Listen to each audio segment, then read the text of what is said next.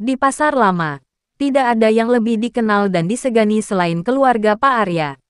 Toko sembakonya, toko sumber makmur, berdiri megah di tengah deretan kios yang reot dan sempit. Sementara pedagang lain sibuk berteriak menawarkan dagangan, toko Pak Arya justru selalu ramai tanpa perlu banyak bicara. Barang-barangnya selalu lengkap, dari beras, minyak, hingga gula, semua seolah tidak pernah habis. Bahkan saat stok di gudang pedagang lain sudah menipis. Pak Arya, pria berusia 50-an dengan wajah teduh dan tutur kata lembut, dikenal murah hati. Ia sering memberi diskon pada pelanggan tetap, menyumbang untuk acara kampung, bahkan membiayai perbaikan musala di dekat pasar. Istrinya, Bu Narti, juga tampak seperti sosok ibu ideal, ramah, sopan, dan gemar bersedekah. Anak semata wayangnya, Raffi, kuliah di kota besar dan sering dipuji warga karena sopan dan berpendidikan. Keluarga itu hidup makmur. Setiap hari, truk-truk pengangkut barang datang dan pergi dari gudang belakang toko. Mereka punya rumah besar di pinggir kota, mobil mewah, dan karyawan yang loyal. Semua orang di pasar ingin seperti Pak Arya, sukses, disegani, dan tampak diberkahi. Namun, tidak semua orang percaya bahwa kekayaan sebesar itu datang dari kerja keras semata. Beberapa pedagang tua sering berbisik di pojok pasar. Toko itu nggak pernah sepi. Padahal harga barangnya sama aja kayak punya kita. Aneh. Ya, tapi semua hanya diam. Takut. Karena setiap kali ada yang menjelek-jelekkan nama Pak Arya, orang itu akan jatuh sakit. Atau tokonya tiba-tiba sepi pembeli berhari-hari. Sampai suatu ketika, datanglah Dino, seorang pemuda yang baru membuka lapak kecil di ujung pasar.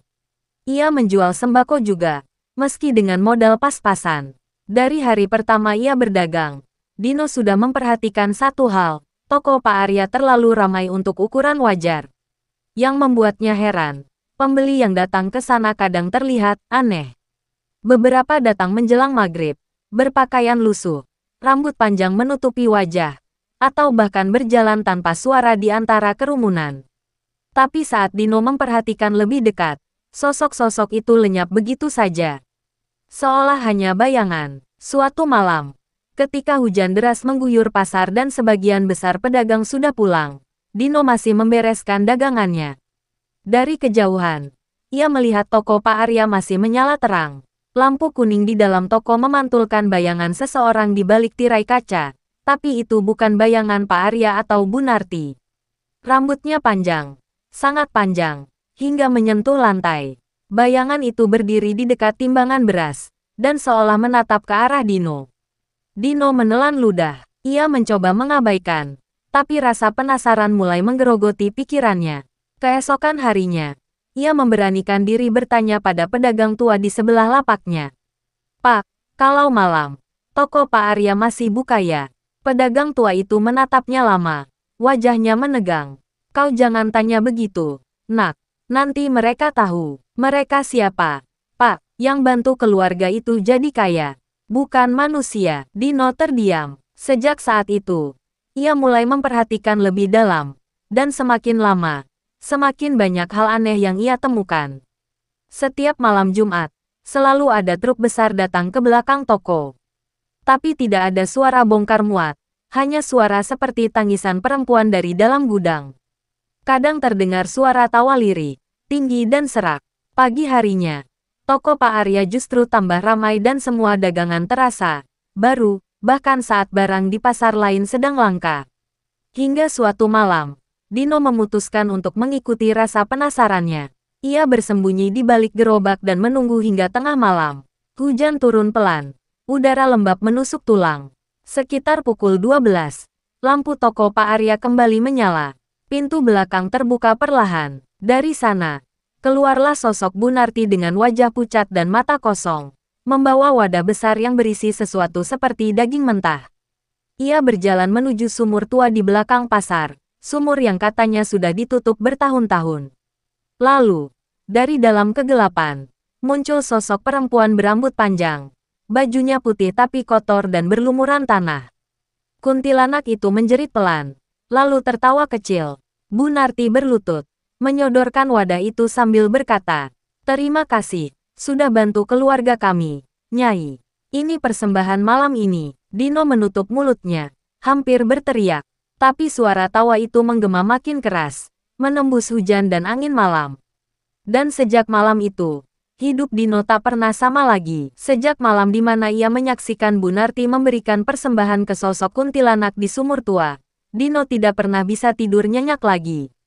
Setiap kali ia memejamkan mata, suara tawa lirih perempuan itu bergema di telinganya. Kadang terdengar dari pojok kamarnya, kadang dari arah jendela pasar yang menghadap ke toko Pak Arya. Dan yang paling mengerikan, kadang ada rambut panjang basah menempel di lantai warungnya setiap pagi. Padahal warung itu sudah ia kunci rapat dari dalam. Beberapa pedagang mulai memperhatikan perubahan pada diri Dino. Wajahnya pucat, matanya sayu, dan ia sering terlihat melamun menatap toko Pak Arya. Tapi ia tak berani bercerita pada siapapun. Sampai akhirnya, ia memutuskan untuk mencari bukti. Malam itu, ia menyelinap lagi ke pasar. Lampu-lampu sudah mati, hanya tersisa beberapa cahaya dari kios jauh di ujung. Hujan gerimis turun, menimbulkan bunyi tik-tik-tik di atap seng. Dino membawa senter kecil. Langkahnya pelan menapak di lantai basah yang berbau amis. Saat sampai di belakang toko Pak Arya, ia menemukan pintu gudang terbuka sedikit. Dari celahnya keluar aroma busuk, seperti darah bercampur bunga melati layu.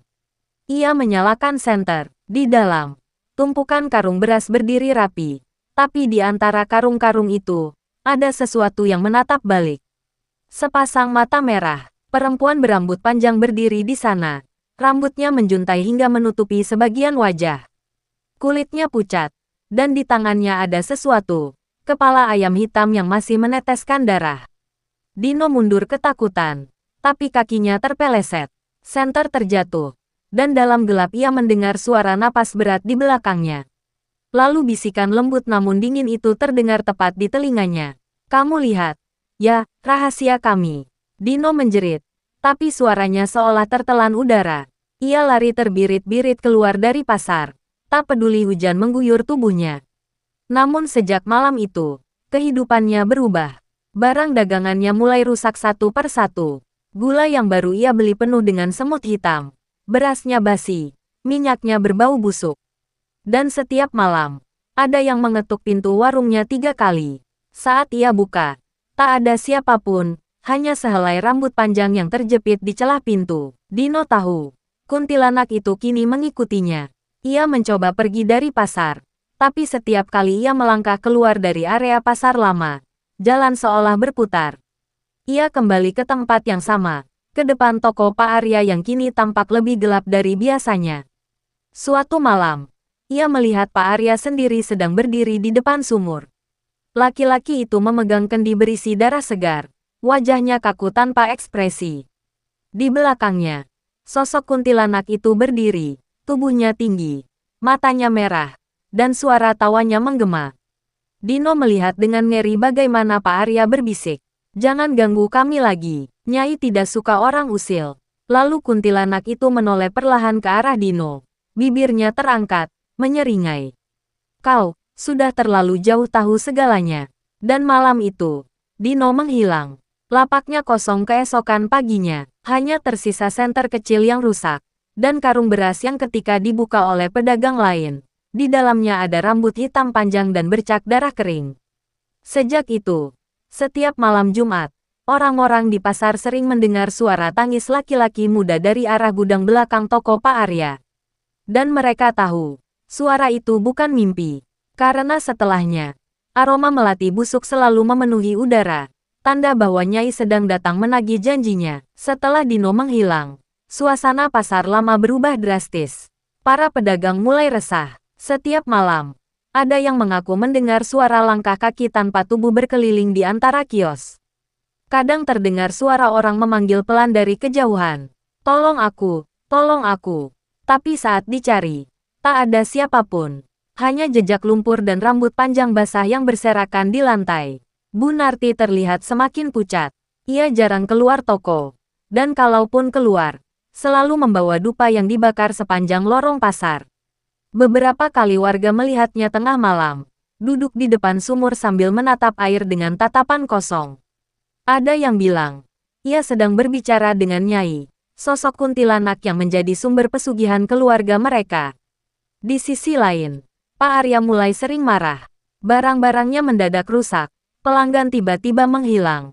Dan setiap kali ia hitung uang di laci, jumlahnya selalu berkurang 1 lembar setiap pagi, meski toko tak pernah ia buka. Ia mulai sadar, ada sesuatu yang tidak beres dengan perjanjiannya. Malam itu, Pak Arya memutuskan memeriksa gudang. Udara dingin menusuk tulang. Bau melati bercampur amis darah. Saat ia membuka pintu gudang, terlihat karung-karung beras bergerak pelan, seperti ada sesuatu di dalamnya. Ia mendekat dengan senter di tangan.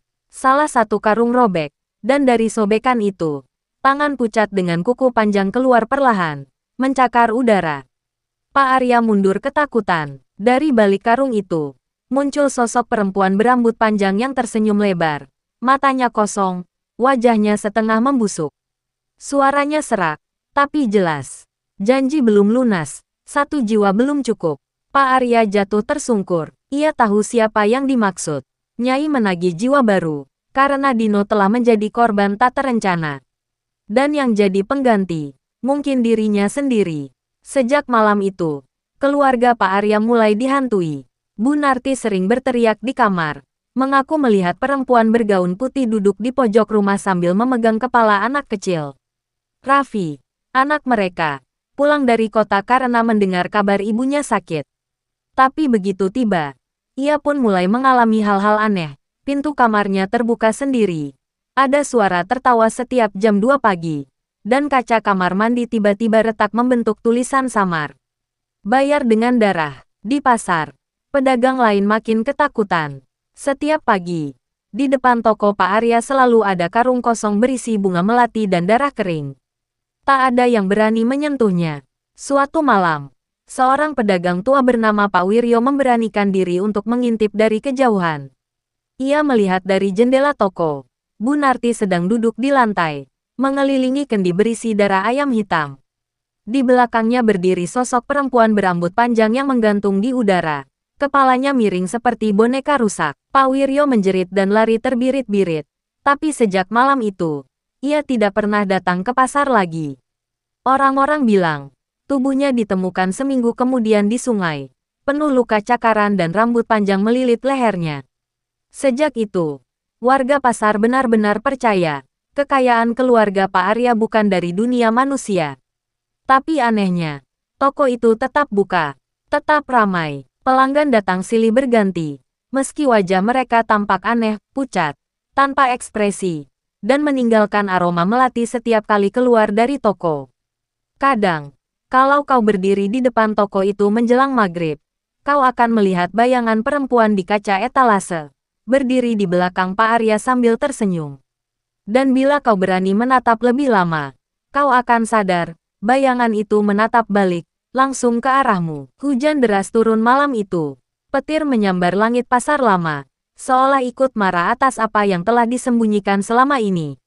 Toko Pak Arya masih menyala. Lampu kuningnya bergetar seperti lilin kehabisan oksigen. Tak ada pelanggan, tapi suara bisik-bisik terdengar dari dalam, seperti banyak orang berbicara, tapi tak satu pun jelas suaranya. Di depan toko, seorang pemuda kurus dengan payung robek berhenti. Namanya Reza, keponakan Dino. Ia datang untuk mencari pamannya yang tak pernah pulang. Warga sudah memperingatkannya untuk tidak datang malam-malam ke pasar, tapi rasa penasaran dan duka mengalahkan rasa takutnya. Begitu Reza melangkah mendekat, udara tiba-tiba berubah dingin. Bau melati busuk menyeruak, menusuk hidungnya. Ia mengintip lewat jendela toko, dan langsung menahan napas. Di dalam, terlihat Pak Arya dan Bu Narti sedang duduk bersila di lantai, mengelilingi lingkaran garam dan dupa menyala. Di tengah lingkaran, ada kendi besar berisi darah segar, dan di atasnya melayang kepala perempuan berambut panjang. Rambutnya menjuntai, meneteskan darah, matanya merah menyala. Suara tawa itu lagi, tinggi, panjang, dan membuat telinga Reza bergetar. Janji, belum lunas. Kau berani melanggar. Arya. Pak Arya menangis. Suaranya pecah. Aku sudah beri apa yang kau minta. Nyai, sudah cukup. Jangan ganggu keluargaku lagi. Kuntilanak itu hanya tertawa. Tubuhnya memanjang seperti kabut hitam, menembus dinding dan berputar mengelilingi mereka. Kau kaya karena aku, Arya. Kau lupa. Darah harus terus mengalir. Bu Narti menjerit histeris. Tubuhnya mendadak kejang, lalu terangkat ke udara. Matanya putih semua. Dari mulutnya keluar rambut panjang dan darah hitam yang menetes ke lantai. Reza terpaku di luar jendela, tak bisa bergerak. Ia ingin lari, tapi kakinya terasa menempel di tanah. Kuntilanak itu menoleh ke arahnya. Matanya bersinar merah.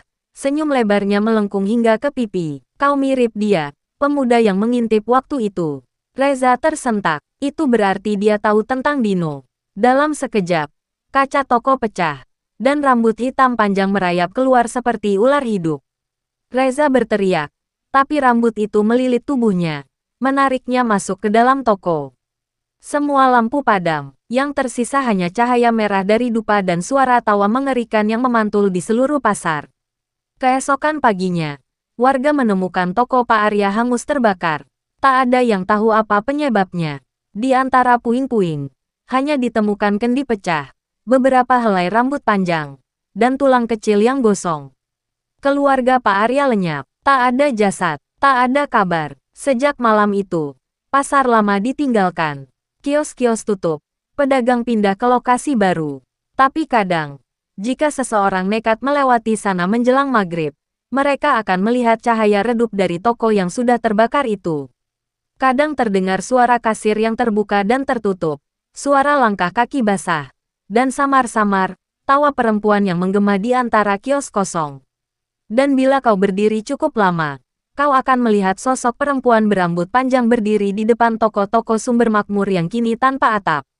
Ia tersenyum, memeluk sesuatu di tangannya, sehelai karung beras berdarah. Orang-orang bilang, itu bukan sekadar arwah penasaran. Itu adalah Nyai, sang kuntilanak pesugihan yang kini menjaga toko itu, dan menunggu jiwa baru yang berani datang untuk menawar kekayaan seperti Pak Arya dulu.